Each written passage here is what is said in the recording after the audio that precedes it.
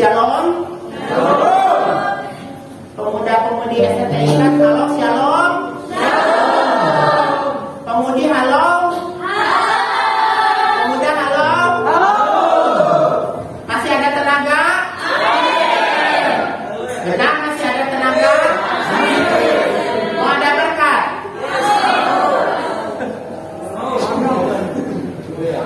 Kalau ada berkat pasti ada kemenangan. Kalau ada kemenangan pasti is good for you. Saya mengucap syukur dan terima kasih karena saya diberikan kesempatan lagi dan waktu yang ketua di sini memberikan kepada saya untuk mendapatkan firman Tuhan pada sore hari ini. Pada hari ini saya akan mulai semuanya membaca dalam Matius 5 ayat 16. Untuk menghormati dan menghargai firman Tuhan, mari kita semua berdiri.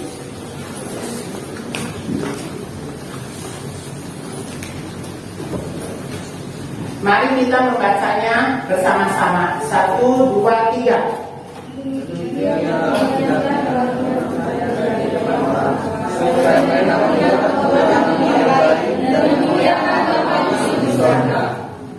Silakan duduk. Terima kasih buat semuanya.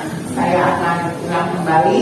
Demikian hendaknya terangmu bercahaya di depan orang, supaya mereka melihat perbuatanmu yang baik dan memuliakan Bapamu yang di surga. Saya di sini sangat untuk menggarisbawahi 3 perkataan, yaitu terangmu bercahaya di depan orang, perbuatanmu yang baik dan memuliakan Bapamu. Adapun perikop yang saya bawakan pada sore ini adalah garam dan terang dunia yang ditulis Matius sebagai kabar baik, yaitu Yesus adalah penyelamat dengan sesuai yaitu dengan cetakan Lembaga Alkitab Indonesia.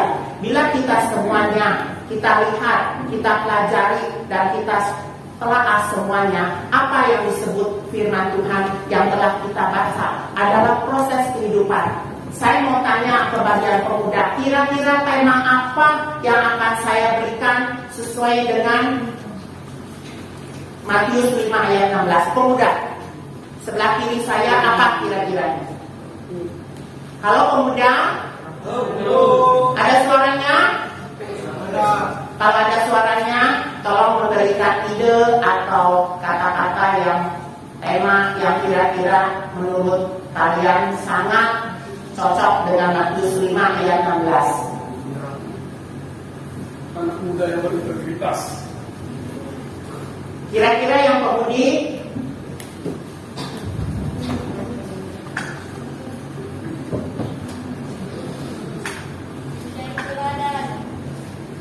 Teladan apa? Baiknya bagaimana? Tentu kita jadi orang beriman harus berkualitas, karena kualitas menunjukkan salah satu perkembangan daripada iman kita.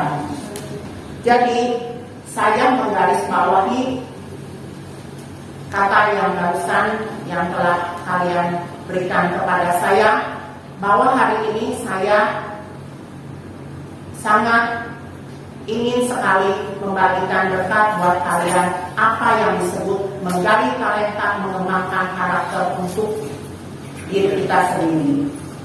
Karena kita tahu kira-kira yang pemudi apa yang disebut talenta. Tingkat 3 mana yang disebut talenta? Tingkat 3 pemudi. Halo pemudi. Hai. Kayaknya pemudinya ada suaranya bass ya.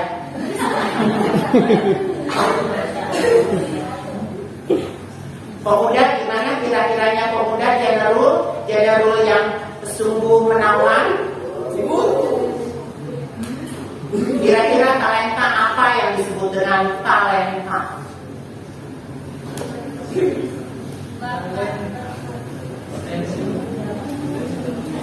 Ya, talenta adalah kemampuan dari diri kita sendiri yang kita bisa campakkan, kita bisa gali, yang disebut juga dengan berkat atau keterampilan. Kira-kira tingkat 1 apa yang disebut karakter? Karakter apa yang disebut karakter? Perilaku yang bagaimana? Terus kalau yang buruk bagaimana? Kayak ubin abu atau bagaimana? Nanti ada Cinderella.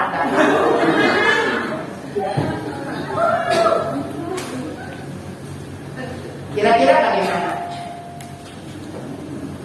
Tingkat 2, kalau bisa menambahkan apa yang disebut karakter.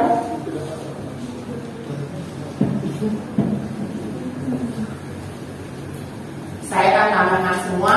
Karakter adalah watak atau kepribadian dari diri kita sendiri. Jadi kalau kita gabungkan apa yang disebut dengan menggali talenta mengembangkan karakter dalam Kristus adalah proses di mana kita menjadi seorang beriman dengan hikmat bahwa kita memang percaya dan kita mengikuti apa yang disebut konsistensi dalam kehidupan, apa yang disebut dengan langkah kehidupan itu nyata dengan jelas. Sehingga apa? Sehingga kita memang orang yang beriman itu ya dan amin, bukan cuma cerita atau kata-kata. Oh, katanya orang Kristen, apa yang disebut karakternya, apa yang disebut talentanya. Justru itu pada sore ini saya ingin membagikan bagaimana kalian mengembangkan diri kalian untuk menemukan proses jati diri. Apalagi kalian, saya mengetahui kalian di umur-umur yang cukup rawan, yaitu umur untuk menentukan dan menemukan jati diri. Siapakah aku, siapakah dirinya, dan siapakah dia yang cocok buat saya. Sehingga ada kata-kata apa, pasti sayang-sayangnya ditinggalin di ghosting.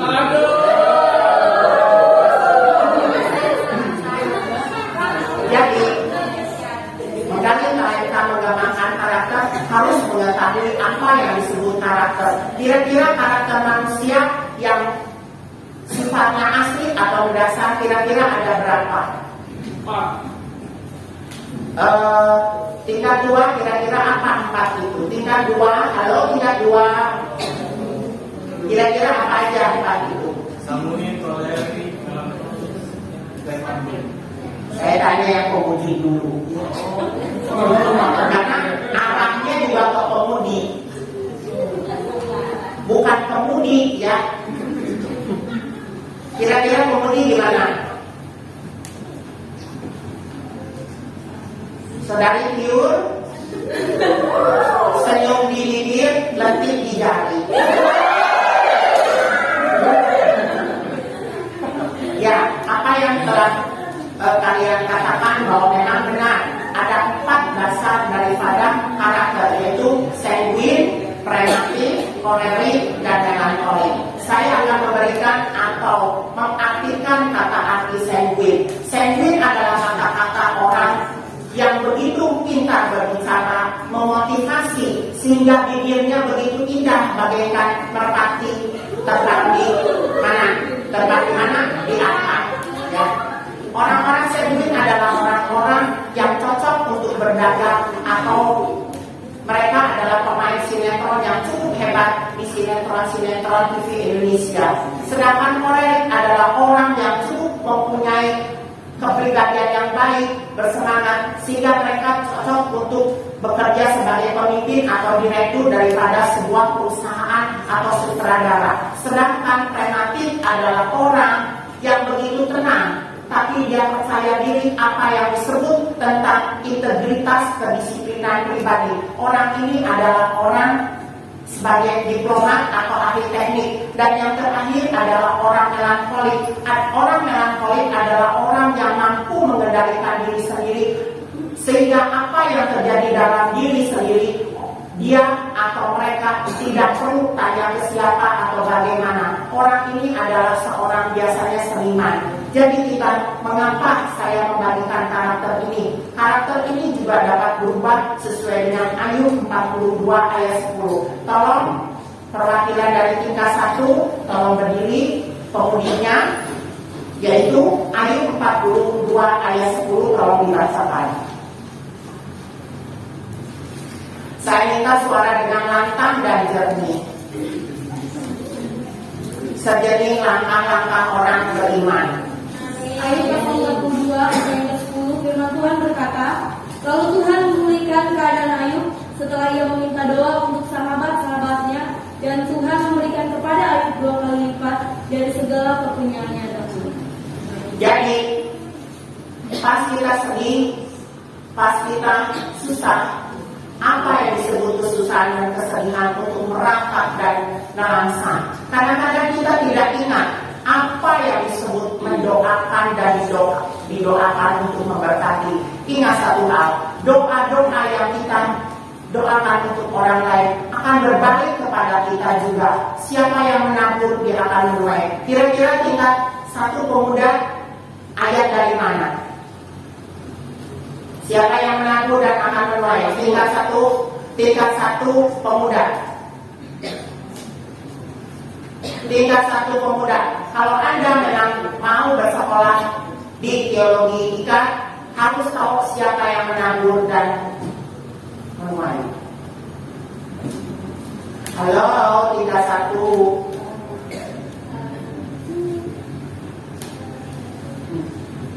Atau saya mau mulai lagi dari kata-kata apa? Tolong dibacakan.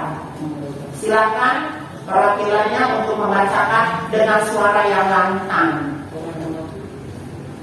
Mazmur 126 ayat yang kelima, orang-orang yang menabur dengan mencucurkan air mata akan menuai dengan bersorak-sorai. Amin. Amin. Jadi kalau orang harus bercucuran air mata atau bagaimana? Kan setiap orang pribadi tidak sama. Ada orang yang begitu mendengar kata-kata bijaksana sampai berderai air mata, tisu sampai harus beli. Bagaimana? 1, Pak. Tapi ada orang yang memang diam-diam terpesona bagaikan angsa berenang. Jadi mana yang benar? Menabur sampai menuai harus bagaimana? Kalau sesuai dengan Koreli, tingkat 2 pemuda.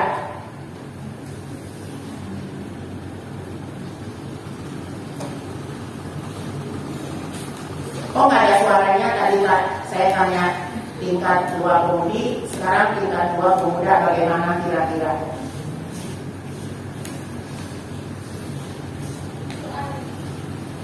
Konklusinya bagaimana?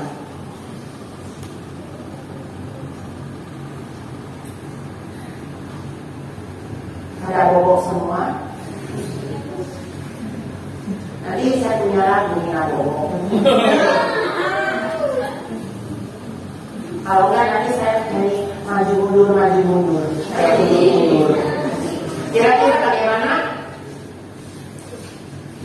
Menuai dan menabur kira-kira bagaimana? Ya, kalau saya simpulkan menabur dan menuai, apa yang kita telah tabur, 1 hari nanti sebelum kita menutup mata, pasti saya yakin apa yang kita tabur itulah yang kita tuai. Baik kesedihan, kesenangan, kalau kata orang nelangsa pun kita akan terima. Kenapa? Karena pas menutup mata kita harus bertanggung jawab apa goresan kata-kata dan tingkah laku kita hidup di dunia. Jadi saya sangat berinspirasi beberapa hari yang lalu untuk membawakan talenta dan karakter, karena pada hakikatnya karakter dan talenta ini terbagi dalam 4 aspek, yaitu kita menerima proses kewaspadaan dan kebenaran. Menerima adalah setiap orang yang percaya Tuhan Yesus pertama kali bagaimana dia menerima Kristus sebagai juru selamatnya. Sedangkan proses, saya akan melanjutkan kata-kata khotbah tadi pagi, bahwa proses adalah berakar teguh bagaimana kita beriman, cara kita berpikir, cara kita melangkah, cara kita mengambil tindakan, apa yang disebut proses untuk menemukan jati diri, untuk menemukan kita, bagaimana kita mengambil garis yang kita akan lalui, bagaimana kita melangkah hidup dengan baik. Sedangkan kewaspadaan adalah kata-kata yang cukup bijaksana kita sebagai orang beriman, bahwa teknologi atau perkembangan zaman sungguh mempengaruhi hidup kita.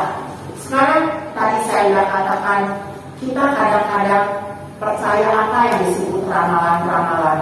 Kenapa tidak percaya? Karena kita kurang berakar, kita kurang teguh apa yang disebut beriman. Jadi kita coba lihat di HP atau di majalah, banyak ramalan-ramalan, terutama untuk kaum muda, ramalan cinta, yaitu tentang apa? Ghosting atau apapun. Sehingga kadang-kadang kita dipengaruhi perasaan kita, sehingga kita mau maju atau mundur bagaimana tentang hidup. Tapi perlu kita ketahui, apa semuanya proses jadi diri adalah proses kita lebih dewasa, kita berhikmat dengan kasih Kristus, kita melalui waktu-waktu di mana kita memang dan harus kita lalui dengan benar. Sedangkan yang terakhir adalah kebenaran. Kebenaran, apa yang disebut kebenaran? Kebenaran adalah firman Allah ya dan amin, di mana tindakan kita, di mana kita memilih, di mana kita merangkaikan kata-kata untuk seseorang atau untuk diri kita sendiri mempunyai kebenaran, yaitu firman Tuhan. Sedangkan apa yang disebut 4 aspek itu? 4 aspek ini dapat berubah. Kenapa dapat berubah? Kita dapat belajar dari Raja Salomo, yaitu Pengkhotbah 7 ayat 11. Pemuda tingkat 3 saya minta membacakan salah satu perwakilannya, yaitu Pengkhotbah 7 ayat 11. Dengan suara nyaring, dengan suara yang memang benar diberkati Tuhan. Pengkhotbah 7 ayat 11. Tuhan, hikmat adalah sama baiknya dengan warisan dan merupakan suatu keuntungan bagi orang-orang yang melihat matahari. Ya, hikmat adalah bagaimana kita hikmat mengambil satu tindakan untuk berpikir di mana melangkah. Sedangkan langkah ini kita hidup di masyarakat. Kita hidup di masyarakat dari berbagai macam keadaan. Maka itu saya membagi 4 keadaan perubahan ini daripada 4 aspek tadi, yaitu perubahannya dalam aspek rohani, aspek jasmani, aspek sosial, dan aspek mental. Apa yang disebut aspek rohani? Aspek rohani di mana kita percaya bahwa kita memang percaya kepada Tuhan, sedangkan akar yang kokoh kita dalam prosesnya dengan waktu dan hikmat, bagaimana kita mencari dan menemukan apa yang disebut jati diri. Sedangkan jasmani adalah setiap hari, setiap waktu kita memelihara kehidupan dengan makanan, dengan minum, dengan kebiasaan, bagaimana kita memelihara hidup dengan baik. Sedangkan mental adalah kedewasaan yang dipacu dengan waktu, dipacu dengan keadaan, bagaimana kita menggunakan firman Tuhan dengan baik dan melaksanakannya dengan sungguh-sungguh bahwa kita memang orang beriman. Sedangkan aspek sosial, bagaimana kita berintegrasi daripada hidup kita, bagaimana aplikasinya dengan baik, baik di lingkungan keluarga kita, masyarakat, ataupun dalam keluarga estetik kita. Jadi perubahan-perubahan ini merupakan cerminan-cerminan perbuatan-perbuatan yang kita lalui dalam hidup. Bagaimana kita melaluinya dengan baik agar buah-buah Roh Kudus, yaitu kenyamanan, keamanan, dengan kata-kata yang bijaksana yang kita akan kemukakan tentang seorang demi seorang. Bagaimana komunikasi kita dengan baik atau interaksinya dengan baik, dengan aplikasi bagaimana kita dapat berdampak dan berpengaruh hidup di dunia. Jadi para mahasiswa sekalian, menurut pendapat saya, hidup adalah sebuah pilihan, di mana tindakan kita memilih dan kenyataan hidup serta waktu akan membuktikan siapakah kita selama hidup di dunia. Kenapa? Karena hidup adalah antara salah atau benar. Tapi kalau kita hidup di dalam Kristus, bukan antara salah dan benar, tapi antara benar untuk membenarkan bagaimana berpengaruhnya kita hidup di dunia. Karena kualitas yang kita dampakkan daripada kita menggali talenta kehidupan kita sendiri ditunjukkan dengan perubahan karakter, itu akan tampak jelas bagaimana kita berinteraksi dengan teman, dengan saudara atau dengan orang tua, sehingga apa yang disebut hasil daripada usaha kita merupakan suatu keprofesionalan di mana kita melangkah dengan pasti, karena ada satu moto, yaitu usaha tidak pernah berbohong daripada satu penghasilan daripada kehidupan di dunia.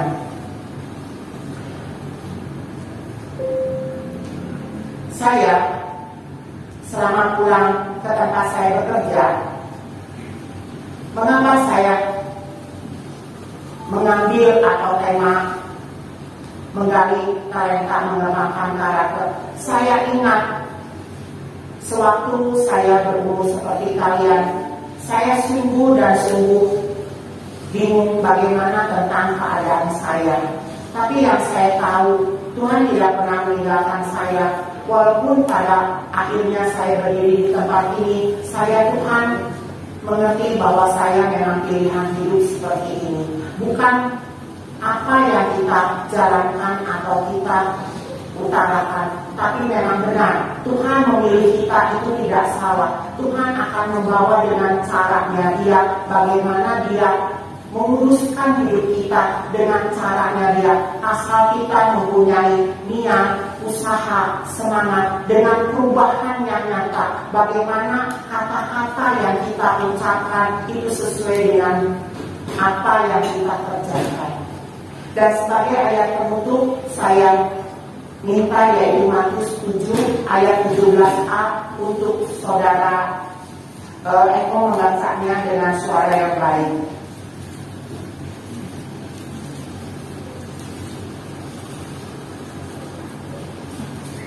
Matius 7 ayat 17a.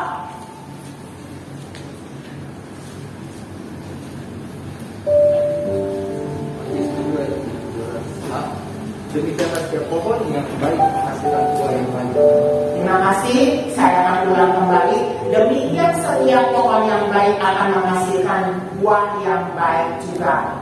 Pak, kira-kira bagaimana kalau buah kehidupan saya tidak baik, buah pemikiran saya tidak baik? Kita harus berubah, karena perubahan itu kalau kita mengikut Yesus, itu Tuhan punya cara tersendiri bagaimana kalian akan mendapatkan cara dengan baik, baik di keluarga, baik melalui firman Tuhan atau keadaan, sehingga kita masing-masing diberkati untuk memberkati semuanya. Saya rasa firman Tuhan pada sore hari ini cukup sekian. Mari kita berdoa. Saya minta semuanya pada berdiri.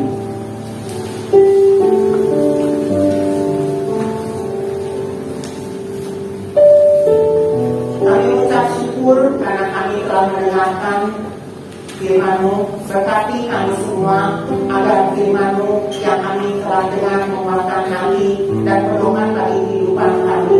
Tuhan, lindungi kami dari COVID-19 agar kami sehat dan dapat melaksanakan kehidupan dengan baik. Dalam nama Tuhan Yesus kami telah berdoa dan mengucap syukur. Amin. Shalom dan